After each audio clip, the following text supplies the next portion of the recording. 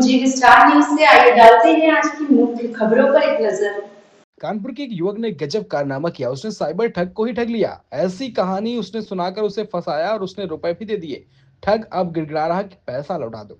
कानपुर के भूपेंद्र सिंह को साइबर ठग ने सीबीआई अफसर बनकर फोन किया। कहा तुम्हारे अश्लील वीडियो मेरे पास हैं। उसने मार फोटो वीडियो भेजे और कहा कि तुम्हारे खिलाफ एफआईआर दर्ज हो चुकी है। इससे अगर बचना चाहते हो तो पैसे को ट्रांसफर करो। भूपेंद्र समझ गया कि यह साइबर ठग फर्जी अफसर बनकर फोन कर रहा है। फिर उसने ऐसी स्क्रिप्ट तैयार की कि ठग ने उसे 10,000 रुपए ट्रांसफर कर दिए। ठग को जब पता चला कि भूपेंद्र ने उसे चूना लगा दिया तो वह गिड़गिड़ाने लगा। भूपेंद्र से कहा कि तुमने मेरा ही गला काट दिया। मैंने तुम्हें बहुत बड़ी रकम दी है, तुम समझ नहीं रहे हो। अधिकारी मुझे हड़काता है, पैसा लौटा दो। भूपेंद्र सिंह बर्रा के रहने वाले हैं और उन्होंने ग्रेजुएशन तक पढ़ाई की है और प्राइवेट जॉब करते हैं। उन्होंने बताया कि 6 मार्च को मेरे पास कॉल आई। कॉलर ने खुद को सीबीआई अफसर बताया और कहा कि तुम अश्लील वीडियो देखते हो। फिर उसने मेरे 32 मार्क जो है वीडियो और 48 फोटो व्हाट्सएप पर भेजे। कहा तुम्हारे खिलाफ लड़की ने एफआईआर दर्ज कराई है। सीबीआई और पुलिस तुम्हारे घर पहुंच रही है, लेकिन मैं उसकी हरकतों को भाप चुका था। फिर मैंने उसको ही फंसाने का प्लान बनाया। उसने कहा कि अंकल प्लीज मम्मी को ना बताइएगा। मैंने उससे कहा अंकल प्लीज मम्मी को ना बताइएगा, नहीं तो बहुत समस्या हो जाएगी। हालांकि मेरी माँ का निधन हो चुका है। ठग ने मुझसे कहा कि अब तो एफआईआर दर्ज हो चुकी है, केस को खत्म करने में 16,000 का खर्चा आएगा। फिर मैंने उससे कहा कि मैं पैसे का इंतजाम करके बताता हूँ। 6 मार्च को मेरी एनिवर्सरी थी। उस दिन फिर ठग का फोन आया और उसने पैसे मांगे। फिर मैंने कहानी बनानी शुरू करी। उससे कहा कि कुछ दिन पहले मैंने अपने एक घर से एक चेन चुराई थी, जो मैंने अपने दोस्त को सुनार पिता को दी थी। और जो है चेन 40,000 में बिक जाएगी। वह रुपए आपको दे दूंगा। 8 मार्च को मैंने साइबर ठग को बताया तो कि सुनार मुझे चेन नहीं दे रहा है, चेन के बदले पहले 3,000 रुपये मांग रहा है। मैं एक छात्र हूँ, मेरे पास पैसे नहीं है, मेरी मदद करिए। मुझे 3,000 रुपये दीजिए। चेन बेचने के बाद जो पैसा आएगा मैं आपको दे दूंगा। इस पर ठग ने मुझे 3,000 रुपये भेजे। फिर मैंने 500 रुपये और मंगवाए। इस दौरान मैंने उसे एक चेन की फोटो भी भेजी।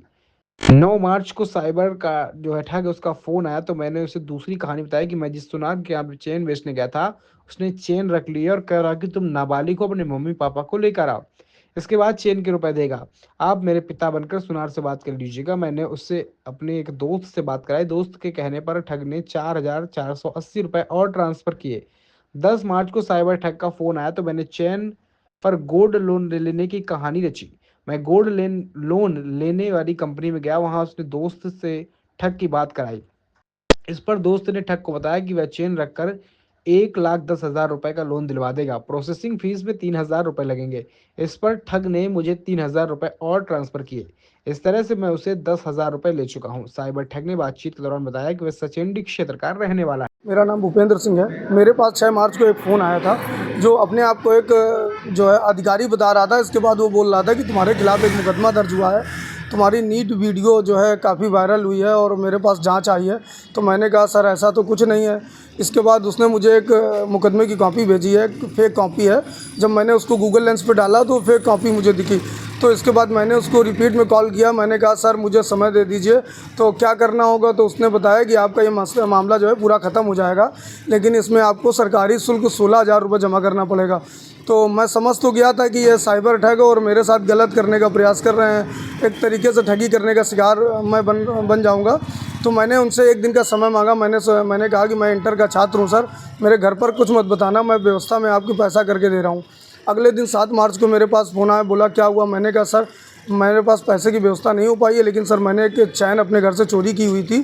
तो सर मैंने अपने 15 दिन पहले दोस्त के पापा के पास गिरवी रखी है, 3,000 रुपये सर अगर मुझे आप दे दीजिए तो सर आपकी बहुत मेहरबानी होगी। और सर मैं चैन उठाकर उसको बेच के मैं सर आपको 20,000 रुपये डाल दूँगा। उसने मुझे 3,000 रुपये भेज दिए अकाउंट पर।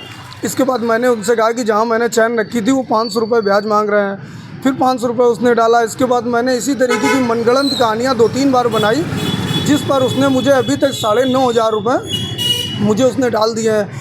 जिस तरीके से साइबर ठग आज लगातार जो लोगों को निशाना बना रहे हैं, मैं जागरूक था इसलिए मैं इनके साइबर ठगी का निशाना नहीं बन सका। तो कहीं ना कहीं आप लोगों को भी जागरूक होने की ज़रूरत है कि इस तरीके से मैं साइबर ठगी होने के शिकार से बच गया। और जानकारी मैंने कानपुर दक्षिण डीसीपी साउथ को एक व्हाट्सएप के माध्यम से दे रखी है और योगी सरकार और कानपुर उत्तर प्रदेश पुलिस पर मुझे पूरा भरोसा है कि वो ऐसे साइबर ठग को पकड़ेगी और जो आने वाले जो और साइबर ठग हैं जिस तरीके से लोगों को निशाना बना रहे हैं कहीं ना कहीं इस पर भी शिकंजा लगाएगी।